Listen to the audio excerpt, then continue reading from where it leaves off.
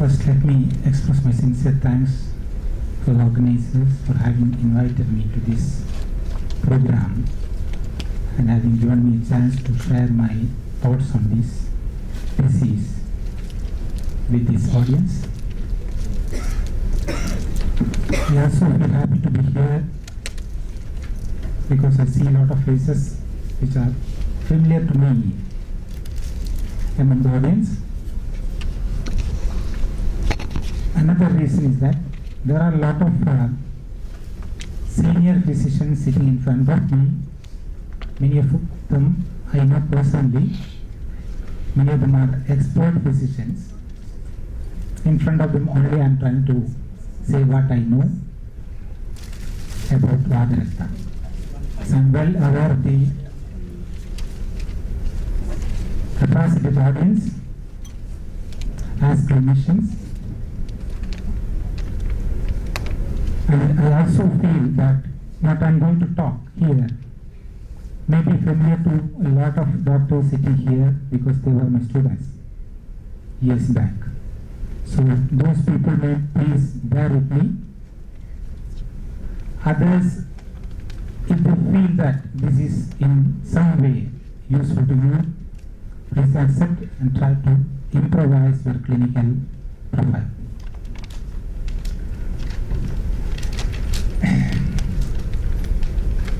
Before entering the subject, one more thing I would like to say. Our field is not just like modern medicine. I don't want to compare this with another system. I just want to speak out what our field is actually. We have different requirements in Ayurvedic field. From the angle of a researcher, you have to formulate.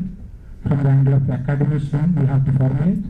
From the angle of most probably an administrative angle, administrative person, we have to evolve our requirements in Ayurveda.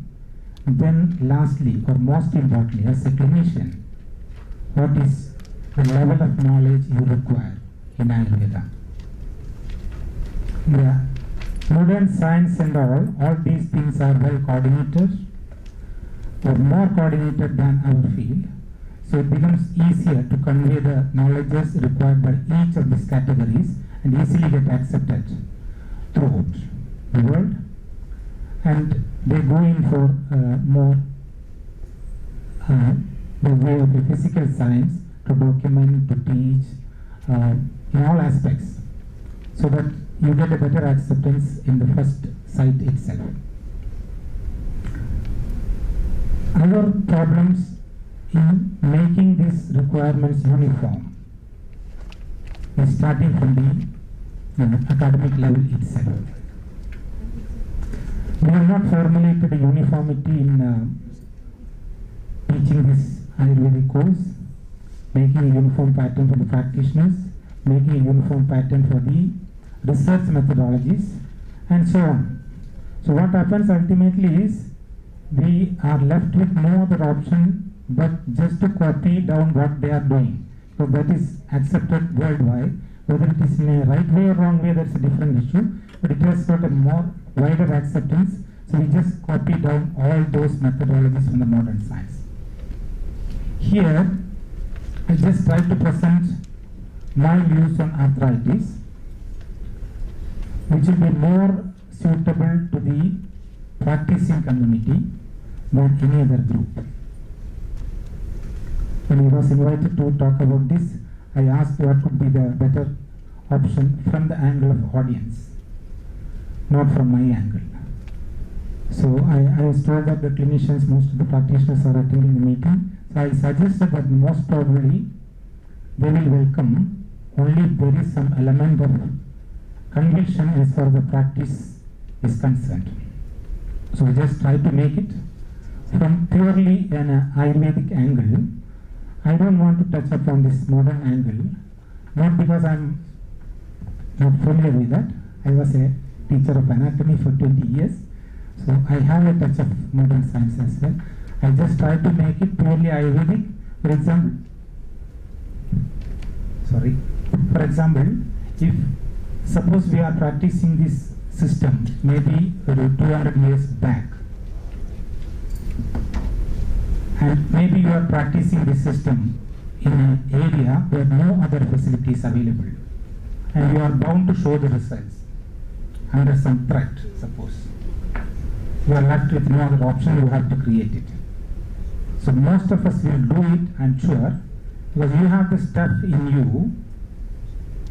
Whether you have analyzed it or looked back or how far you have understood it, that is a different issue. Most of us have the stuff with us, the Shastra with us. How far we are utilizing it, there lies the most important aspects. So let me enter into the subject. My main question lingering in my mind is that how far we know about Vata. Before entering into the subject, this is a major problem. You leave alone rheumatoid arthritis or gout arthritis or any kind of arthritis. As such, Vata Shonida, Vata, how many of us are 100% confident that I know this disease? Answer lies with each of you. What I feel is, next. We know that it is a disease state which is explained towards the last part of this Nidana Sthanam and all, especially by Vagbada. I would like to categorize the whole presentation into two aspects, because you are trying to understand the disease process and its treatment very effectively. Everybody wants to treat them very effectively and show the results. It will be effective only if you know that what is a disease in its own theory, in its own way. What is a disease? If the disease has to be known, first you must know this is a specific disease. For that clarity, you must know what is the disease process basically. The disease process is known, basically you understand what is the disease in specific. To know the disease process, you must understand what is the normalcy of the body in which the disease is expected. The normalcy of the body is known, then you can understand what are the changes happening in the disease process. Then only you can understand what are the changes happening in the disease process, because disease is a deviation from health. Normalcy. So you must know what is the normalcy of the body to understand the same specific disease. Thirdly, if you know what is the normalcy of the body as per Ayurveda, definitely it is based on three doshas. Everybody knows it is based on three doshas. If we have to understand what is tridosha,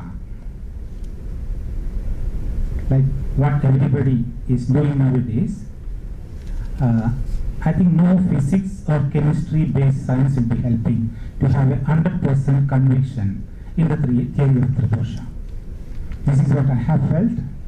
We must have a conviction about tridosha, provided you have a basic understanding of the philosophies based on which this concept is evolved, not based on the science, especially the physical science.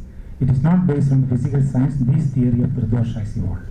So just to get an understanding of these things, normalcy of the body, disease process, and tridosha theory, and introduction to tridosha theory, we must have a slightly different outlook from the existing modern contemporary science, so that your effort to understand the disease, its pathogenesis, this is only a term, namamatra. Pathogenesis is the real understanding of the disease. Once you know the pathogenesis very clearly in terms of Ayurveda, you are left with many options to work in that area. It's not a question of that medicine, this medicine. Just like previous speaker said, it is only herbal. We talk about Ayurveda, then it is a question of how you work in that atmosphere to knowingly create a change to the benefit of the patient. It's not just giving a medicine and leaving him in the dark. You are knowingly doing a work on the patient so that effective changes are created in the atmosphere of the patient. That is what is known as chikitsa. So the whole event becomes knowledgeable. Giving one medicine and expecting a result, sometimes it works, sometimes it doesn't work. Somebody asks you to explain, especially when the system is taken to the Western countries, you are expected to explain things in a more clearer picture. So giving a medicine expecting a wonderful result is just, I think it is foolishness. We are not able to convey this matter to a third person who doesn't know anything about Ayurveda. So this is the requirement. Let me enter into that. Next.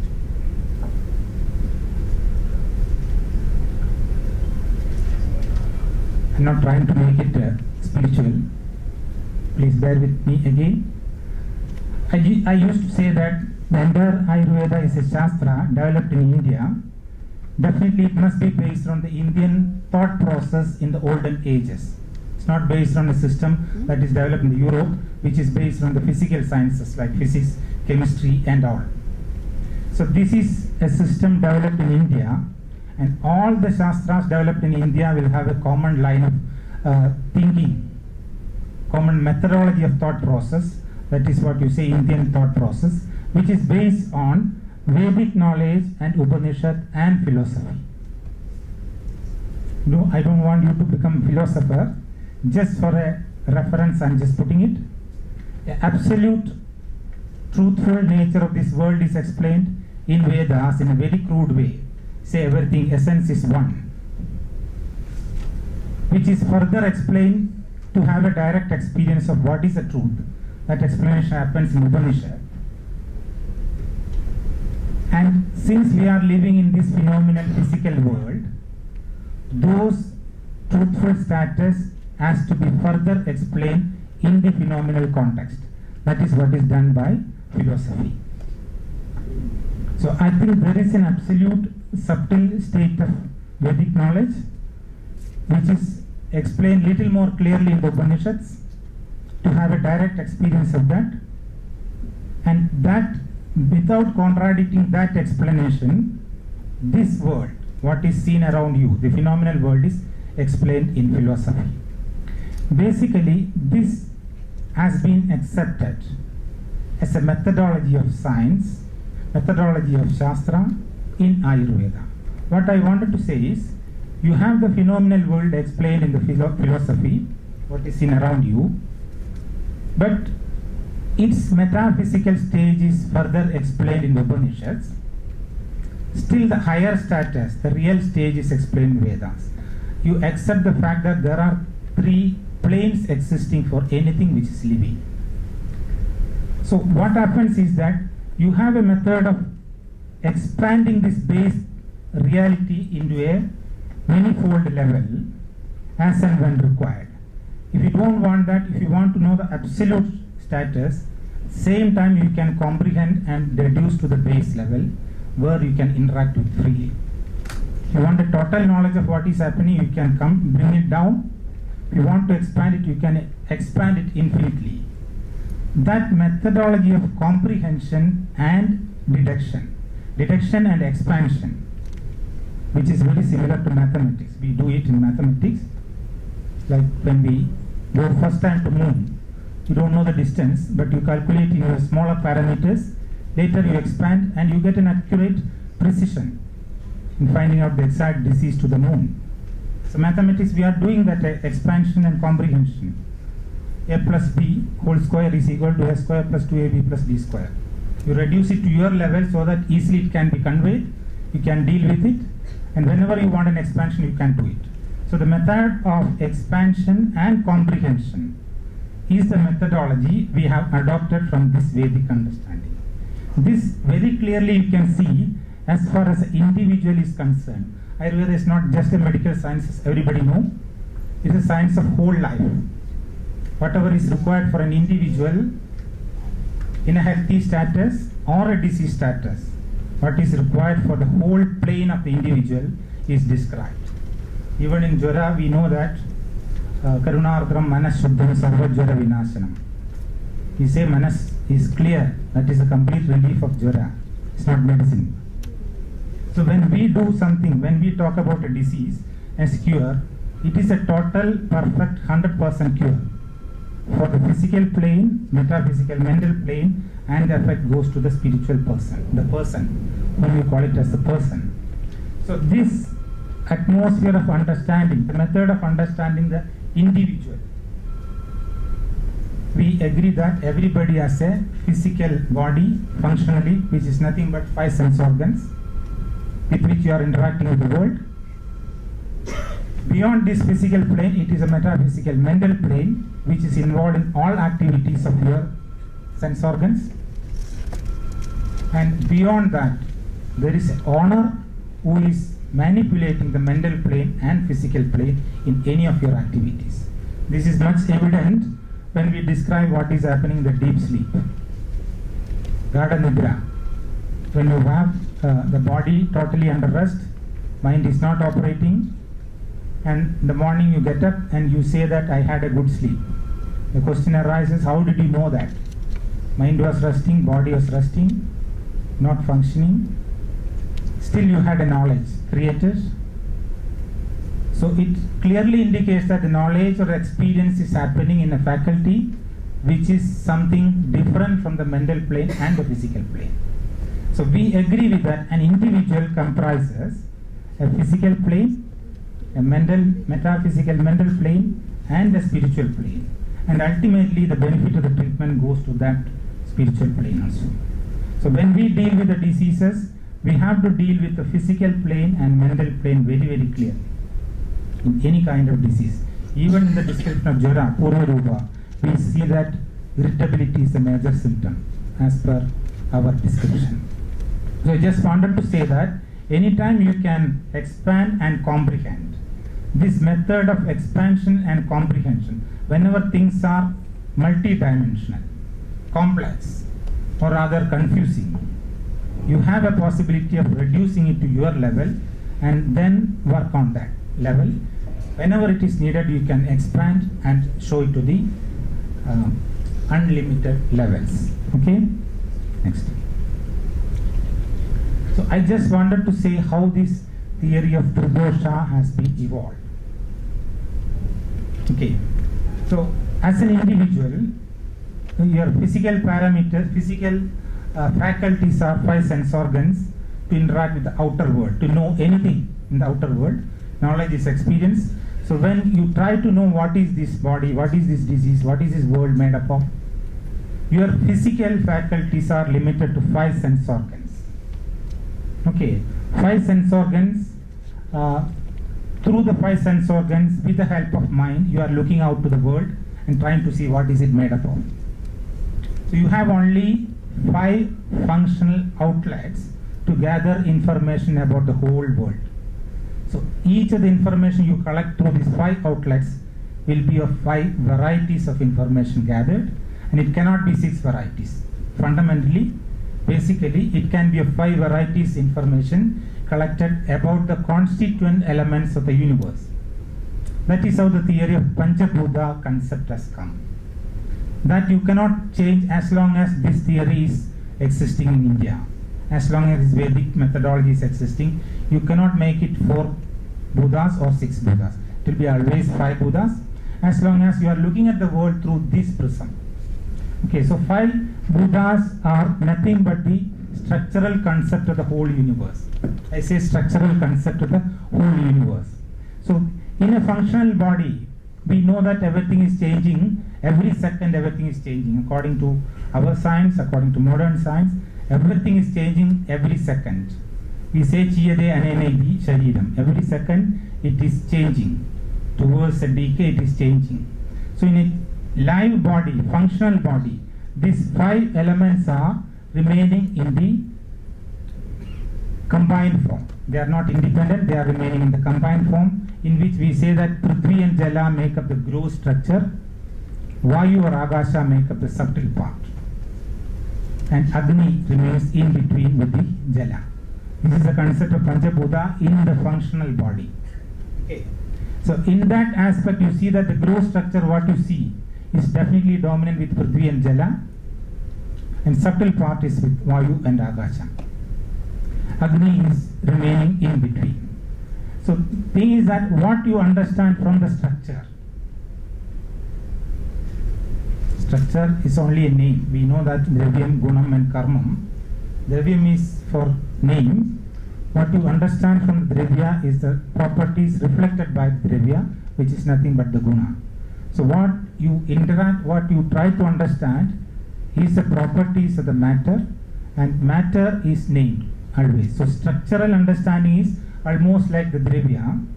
What the structure reflects, we are trying to understand, and that is nothing but the Guna. Properties reflected by these structural entities, we call it as Gunas. So if the structure is Panchamahabhuta and gross bodies Prithvi and Jala in the combined form, they reflect certain properties for which you name as Shleshma, Kapha. The structure reflects the properties which are subjected to continuous change. It is added according to what you eat.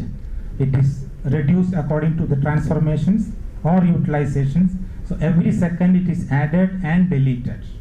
So we are concerned with how far this transformation is smoothly taking place. Whatever be the structure maintained, we are concerned with this transformation, which is a functional aspect, and we are always looking to that functional aspect of this structure. That's why an anatomical description is almost reduced in Ayurvedic understanding, whereas the functional descriptions are very, very elaborate.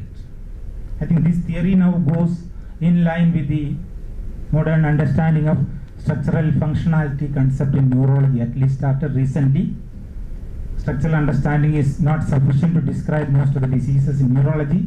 So they gradually try to understand diseases from the functional aspect, at least in neurology. So we always are looking for the functional changes in the body whenever we describe the body, not at the structural changes. So when you say the body is Kapha, the gross structure is Kapha, the properties reflected by Prithvi and Jala, and it reflects the properties of basically Snigdha and Siddha nature. And you require a minimum level of Ushna, heat, to maintain the minimum Siddha nature. It's not absolute Siddha. Minimum Siddha nature maintained with the presence of minimum Ushna, which comes from the Agni concept. So these three aspects form the structure. What you say the body, three aspects form the structure in which the movement of Vayu is smoothly taking place through the space provided by Agasham, inherent space. I say the matter bound space is not absolute space. Nobody will agree with absolute space being a part of the matter. It is a matter bound space through which Vayu is moving to conduct different functions of the body. So any activity is a movement, one dhatu to another. If you are transforming, that is basically a movement. And growth is an expansive movement. Any of your activity is a movement which we attribute to the Vayu. That is possible provided you have a smooth, healthy structure of Snigdha, Siddha and Agneya properties. So if you just look at the structure alone, we have to say that it is nothing but Shleshma related atmosphere, and part of the Agni is related with Pitta, which provides an atmosphere for Vayu movement in a smooth way. This is what is known as the normalcy of the body, normalcy of the physical plane.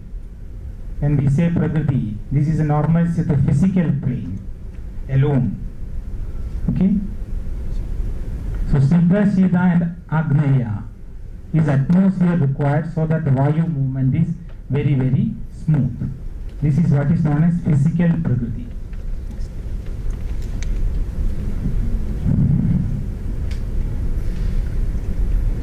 In this atmosphere, you are visualizing what is happening in a disease. So this is a normalcy of the structure you are calculating, and in this atmosphere we understand how this atmosphere is destroyed or destabilized to have a functional weakness. So Snigdha, we come to the calculation of Snigdha or Luksha, I told you, through the comprehension. If you just look at the Panchabhuta concept, one side there is a gross part, it is nothing but Prithvi and Jala or Shleshma, other side is subtle part. Naturally they are opposite. whatever properties are attributed to this Prithvi and Jala or Shleshma, you can reduce it and maximum you will come to Snigdha aspect. Other side, if you just reduce it, it will come to the Ruksha nature. You can have basically two properties. Everything will be a combinations and permutations of these two properties. So whenever you need it, you can expand. Whenever you need it, you can reduce to this base level. You can work with these two properties basically. That's why in Chikitsa and all we say that either Snehanam or Rukshanam or Swedanam or Stambanam is over, then you go to Rektamosham. Morning sir was telling. We say basically four things. Snigdha, Ruksha Prayogam, Sida, Ushna Prayogam is over, then there is no scope. Then you go for Rektamosham. Take out a Dhatu to have a balanced dosha status in the body. So basically this four aspect, any level you can reduce so that your work with, you can work easily with the status of the body to make an effective change. So that reduction, you see that either Snigdha or Ruksha nature, both should coexist in a temporary world, and any changes are associated with either Ushna or Sida nature, like what we say exothermic or endothermic reactions, any chemistry. Basically it must be exothermic or endothermic. We say Sida or Ushna nature is there in any change, and basically the stuff is either Snigdha or Ruksha. Okay, what we require is a balance of all these things. Fine. So Snigdha and Sida nature is a basic health, or we say physical prakriti, and a total change from the Snigdha Sida nature to a Ushna Ruksha nature. A total opposite atmosphere is only imaginary, and it is a total destruction to the health. So that is not generally possible, or any dravya having those properties of Ushna Ruksha will be contraindicated in Ayurveda. Like Visham typically, or Madhyam having this Ushna Ruksha nature, because we visualize that it will be totally damaging the structure. Or even Trigadu, which has got Ushna Ruksha nature, will be promoted in support of these Madhura Dravyas like milk or ghee or any other sugar, whatever Madhura Dravyas are there. Along with that, only Ushna Ruksha Dravyas are induced in little. So this concept of Snigdha, Sida and Agneya is getting disturbed basically in any disease. Snigdha stuff is almost like ghee, we say, neither liquid nor solid. This is getting destabilized with the disease process. Or disease process is rather a process to disturb this normalcy from Snigdha, Sida nature to gradually a Ushna Ruksha nature. Or aging is a process in which you see that the Snigdha Sida nature is naturally transforming into Ushna Ruksha dominant nature. Since aging is Satmyam, we are not reacting sharply, whereas disease is Asatmyam, you are reacting sharply to resist the change. In one context, even we say that aging is also a disease, Jara, Vyadhi.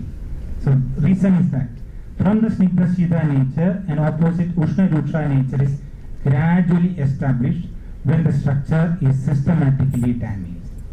Any change in the universe also can be comprehended in the same way, like the principle of Srishti Sthiti Samharam, we calculate in, we understand in spiritual and all. The formation, creation, maintenance and destruction. Bodies having the same understanding, bodies formulated and increase in size, then maintained and then gradually going down even though there is no disease. So that process is totally comprehended, and then we say the increase in size is nothing but Prithvi and Jala, because that is a gross part. So naturally it is dominant with Kapha properties. Maintenance, Kapha properties are maintained with the help of Pitta. Then going down means the Kapha properties are reduced or the opposite properties are increased, aging. This is how the concept of Kapha, Pitta, Vata has come into existence. So disease is a process in which there is a gradual transformation of the normal Snigdha Sida nature into Snigdha Ushna first and then Ushna Ruksha. Ushna is increased, so the Sida gradually goes down. Then Ushna is dominated, then the Snigdha starts melting. That is continued for some time, then the snigdha content in the dhadus will be reduced, or rather the dhadus become ruksha dominant. That is a weak status for the dhadus, which will have functional impairment at all levels. You call it as disease.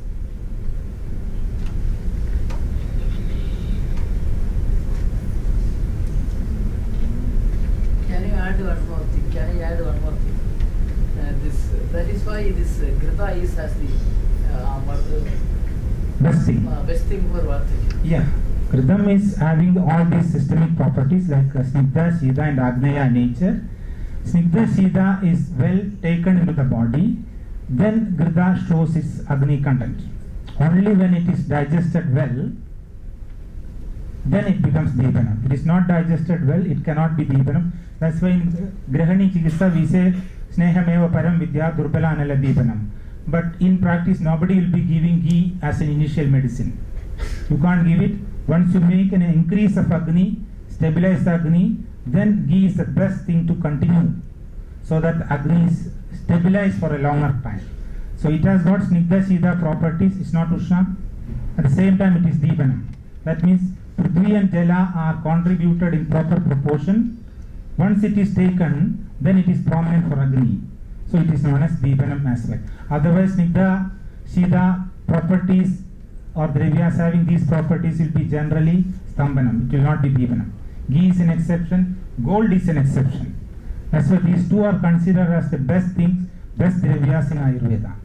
So the concept is that you see that all Chikitsas, major Chikitsas of especially Ashtanga, everywhere, Charaga also you see that towards the last part of the Chikitsa of each disease, you see that either a ghee preparation or a milk preparation to see that you are establishing the Snigdha Shida dominant Kapha structure in the body. Every treatment concludes with a ghee preparation. Even a Kapha dominant Pramekam, you are having Dhanvantara Gridam. When a Pitta dominant Jara, you see that Pitulyadi Gridam is a medicine towards the last part. Whatever be the dosha, finally you are establishing the healthy status in the body, which is nothing but Shuddha Snigdhata, Shuddha Kapha, which is possible easily with either a ghee preparation or a milk preparation. So, reverse order if you check, then what could be the healthy status? That's what exactly I am trying to say. Like mathematics, in reverse order, from the Chikitsa, from your experience, you look back and then confirm your theory. That's why this is mathematical. We are doing wonderful treatment. Only thing is that we are not evaluating this theory based on this treatment. So it is possible if milk is Slashmalam, or still we say it is the best thing. Naturally Slashmalam is the best thing. That is what Shastra says. So if body is not Slashma, how can you say that this is the best thing? Ghee is best, milk is best, Rasayana is generally Snigdha Shida, it is best. That shows that body, stuff of the body, structure is Slashma. And in that stuff you are having a disease to create a functional difficulty which lies with Vayu. Okay? Fine, next. So when you see that the Snigdha content of the body is destabilized through a process of heating, excess of induction of Ushna Dravyas beyond your requirement, that is induced, the Snigdha content is reduced, Shida content is reduced, and the Snigdha content is systematically melted to create weakness throughout the Dhadus. Throughout the Dhadus you get only the Snigdha as we understand, and when that is systematically destabilized, put to a melting position, liquefied position, through the induction of Ushna, this atmosphere is basically known as Jara in Ayurveda. This is a systematic calculation to destabilize the entire dhadus in the body through an induction of Ushna Dravyas. So Ushna Dravyas are induced and is gradually burning out the structure. Because of that you call it as Jara. It's almost like the process also we say it is Vidaham, result is Jwaranam. So it is almost equal to the concept of inflammation in the modern science, being the base nature of the disease process. We say Jwaram is the basic disease, and Jwaram can be expected as an Upadra Vyadi in all diseases. without this process of Ushna systematically destabilizing the Snigdha content, you cannot have a disease. So any disease you expect in different modes and different methods, different organs being affected, you name the disease differently. Basic process will be Jwara. So in Vata Rakta also you have to expect always the possibility of getting a fever very easily. It goes without telling that this process, basic process of damaging the structure is what is known as Jwara, and it is followed in all diseases. According to the system involved, parts involved, method you incur the disease, it is named differently. So basic disease process is from the natural state of Snigdha Shida, you are incurring an opposite atmosphere through the induction of Ushna. Just because Ushna is creating this destruction of the structure, you call it as burning. Just like the sun, what sun is doing to everything in the universe, this is also done by Agni present in your body, maybe in a span of 100 years. That's all. That's the only difference. But it is systematically doing. In disease process, it is done in an earlier stage, which is not familiar to you, asatmya. So when all the diseases process are creating weakness to the structure, when the structure is weak, maximum weakness is created, especially to the structures where the Vata is dominant. You get a major functional impairment, and that is known as Vata Vyadhi. So the process is again Jwara, but the weakness, resultant weakness is happening to the structures which are dominant with Vata, like Madhyama Roga Marga. Then you call it as Vata Vyadhi. So generally we say disease process is nothing but a progression of Jwara into Vata Vyadhi. Everywhere you are having weakness created to the structures in different aspects of the body. So all diseases you have to visualize the process of Jwara, and ultimately you see that maximum weakness is established in the most important Vata dominant areas. Then there is a major functional failure, you call it as Vata Vyadhi. Jwaram itself, we say that Sadhya symptoms, we say Sarva Sampurna Lakshanaha Jwaraha Syad Asadhyaha Vaigalyado Aviva. Maximum is a fatal fever. That is not happening. It will be giving a Vaigalya, means a Vata Vyadhi. Is resulted. That is maximum you can expect generally from this disease process. So basically, I would like to say that disease process is a progression of Jwara process, or from Jwara to Vata Vyadhi, where maximum weakness to the structure is established in the Vata prominent areas. Beyond this maximum weakness, what you can expect in any disease format is the weakness plus degeneration of the structure. First stage is weakness only, and weakness plus degeneration is established. That atmosphere is known as Vata Rakta. This is what is basically known as Vata Rakta.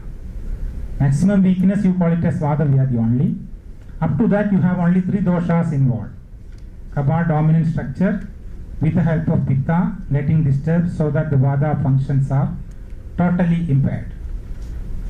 Beyond this aspect, what you expect is weakness plus a degeneration, a decay of that structure involved. Then it is known as Vata Rakta. So I don't want to say that Vata Rakta is neither rheumatoid arthritis nor any other disease. That's a different issue. Our understanding of the disease process is more comprehensive. Otherwise, we have to agree that we have only 25 major diseases. It's not like that. Modern science has got innumerable diseases. We have only 25. It is never on an equal platform. We are talking about the disease. Unfortunately, it is happening, but it's never on the equal platform. Understanding the body, understanding the disease, and subsequently working on a disease is also on a different parameter. This is what I feel. So Vata Rakta is a gross atmosphere in which you see that you have a maximum weakness created due to various factors for a long time, and in that weak atmosphere you are using something to provoke the Rakta Dhatu also, like Vidakyanam, Vidutancha. Such a person can easily get a degenerative atmosphere continuously staying in the body, and that is why the treatment of the disease becomes more difficult compared to any other disease. Next, you put it. So let me turn into the treatment aspect. Line of treatment is Vada. Everybody knows what is the treatment. Vadasya Upakrama Sneha Sweda Samshodhanam Mrutu. Snigdha and Ushna Dravyas applied according to the yuti of the physician, according to the right context, right levels of Snigdha and Ushna Dravyas induced. We see that the Shida and Snigdha aspect is re-established. Fine. Snigdha induction is your basic requirement, and Ushna, minimum Ushna is required to avoid the weakness generated by any disease. When it comes to Vadarekta, you see that name Snigdha content has to be induced. That is what we are doing. But while applying the Ushna, you must be very much careful, because Ushna will be further vitiating the Rekta, further damaging the structure. So we have to be very careful based on the overall atmosphere of the patient, based on the Desha, Kala, etc., or based on the Prakriti of the patient. We will be very careful in inducing the Ushna content in a Vadarekta patient. So Snigdha and Anushna Shida, and then Shodhana as a part of the total treatment. Shodhana, in which Vada, we know that Vasti is the best thing, whereas Vadarekta, you see that Shiravasti will be the best thing, because Shiram is good for Rekta as well. The process of Vasti is good for Vada, ingredient is good for Rekta. That's why we say Shiravasti is a better option for Vadarekta. Next. Little more why we see that, since we say the systems, entire systems are weak, that includes weakness to the Koshtam and Madhyama Yoga Marga as well as Shaka. Since the Koshtam is weak, always you consider the Agni as the base point. Even you are inducing a Snigdha content, it has to be digested and then taken to the system. So we see that Agni has to be stabilized in all diseases. Since the Koshtam is weak, Agni related complications, base complications like Jara has to be visualized anywhere in Vadarekta. That is, if you see that a systematic ama or ajirna nature is seen, lack of appetite, whatever you take, you feel heavy, difficulty to digest and all, in a systematic atmosphere of Vadarekta, where the Kapha dominant ajirna nature is there, you calculate amam, jaram and shofam as the base symptoms, because all these symptoms are related with each other. Like Jara is a base disease according to Vagbada, Shofa is a base disease according to Charaga. Root causes are same, visualized from the Agni point. So if it is Kapha dominant atmosphere, generally practitioners will be using this Amrudotaram Kashayam type of things to digest out Ama and Jara. Then you will be treating the Vada atmosphere without provoking Rekta, like Rasnerandadi or Belaguluchi, the line of treatments according to the general requirement. In certain conditions like Pitta dominant Jara or overall atmosphere is present, to my experience, gout arthritis presents that kind of atmosphere, in which this Amrotra type of Kashaya cannot be utilized very easily. There you will have to resort to a Pitta dominant Jarahara treatment like Amrita Shadangam. Mostly I used to do it, or even for a limited time like Guruchi Adi Kashayam, in which Pitta dominant Jara Ama nature is reduced. Then you will be treating the same Vadarekta with Sadaviryadi or Sadaviri Chiniruhadi or Kogilakshan type of Kashayam, not like Rasnerandadi or Belaguluchadi. So you are visualizing Vada with an increased element of Pitta, with a lesser element of Pitta also. Accordingly, your medicines are gradually changing. Same disease, it is affecting the Madhyama Yoga Marga. It can also affect the Tuk, just because Tuk is Vadasthana as well. If the flow of energy of the disease process is more concentrated towards the Tuk, even though it has an impact on the rest of the Dhadus, we call it as Uttanam. When this energy flow is more towards the internal structures, Madhyama Yoga Marga, you call it as Gambhira Vadarekta. Most of the situations, sometimes medicines like Manjishtadi or Mahamanjishtadi or Gulgulu Dikta type of medicines can be utilized even if it is an typical arthritis, or even it has a nature of a skin disease, which has a backing of Vada and Rekta nature. This is what is generally seen among the physicians, how they categorize and make an effective result in the patients. It has got a strong backup of the theory where you are concerned with the use of external medicines. You can see that Pindatailam, Madhyashyadi, Bela Gulichadi, Shira Bela, Sahajaradi are some of the examples to see that the different grades of Ushna content. We know that Thailam is the medicine for Vayu. Pindatailam is typical. Ingredients are good for Pitta. Like that different. Shira Bela. We say Vadasrik Vadanashanam because preparation is good for Vayu. It is repeated with milk. So it becomes good for Vada Rakta as well. You are treating Vayu. Only thing is that you are taking care of the Ushna content in that knowingly or unknowingly to create a change. Yes, so Snehanam, Swedanam and Mrudu Shodhanam will be the overall line of treatment you are doing. That's very clear. Snehanam and Mrudu Swedanam. Application of heat is limited and Shodhana purpose